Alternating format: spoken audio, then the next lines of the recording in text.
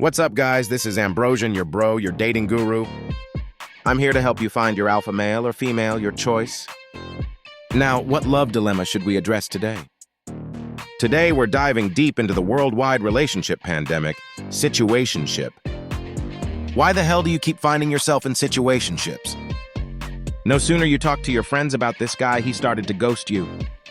Surprise, what a dick move. Well, guess what? It's actually not your fault. It's theirs, then who are they? Meet the avoidants, people who, well, avoid. They are the culprits behind your situationship that lasted less than Taylor Swift's single. So what the hell is an avoidant? And why are there so many of them nowadays, turning our lives into a chaotic roller coaster? Avoidants are people who, once the relationship gets serious, escape. They do this because of this insecurity of intimacy. Why? I'll get into that in my other clips. So imagine someone going from hot to cold suddenly, being all in one moment, and then distant like a stranger the next. They often use phrases like, "I don't feel it's right for you," or "I need some space."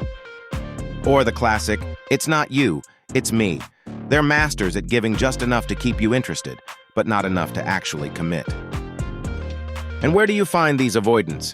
Their natural habitats are dating apps, clubs, and anywhere that seems convenient to drop by and disappear just as quickly. They thrive in environments where they can keep things casual and avoid deep emotional investment. Studies on attachment styles have provided that avoidant attachment type people are about 20 to 25% of the population, meaning that 1 out of 4 guys you date is an avoidant. Also, men were 8% more likely to be avoidant than women. So basically, it's not your fault if you keep running into avoidance. But here's the kicker. They are bad influence. I know, we all know. But why can't you just let them go? Let's dive into it.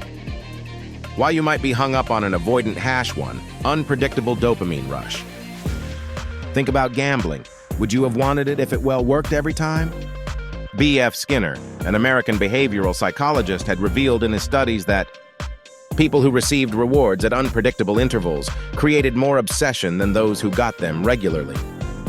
Now, this is called variable ratio reinforcement, where randomness leads to more craving, just like this rat who is obsessed with the random distribution of treats.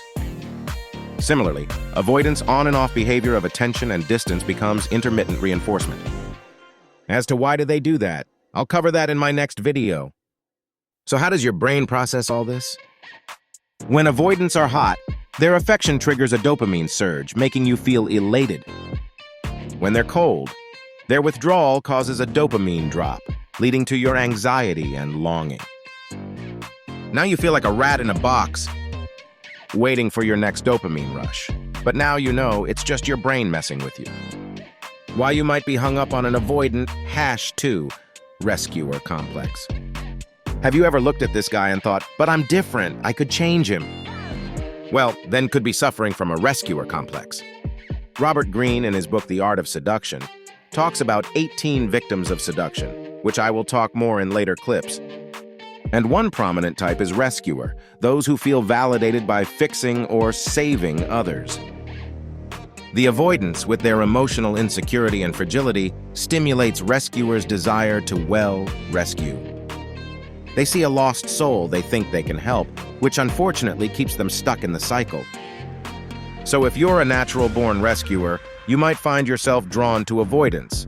This also links to anxious attachment styles, into which we'll cover later. So before you consider fixing this guy, let's not forget all the girls before you who had been in the same shoes.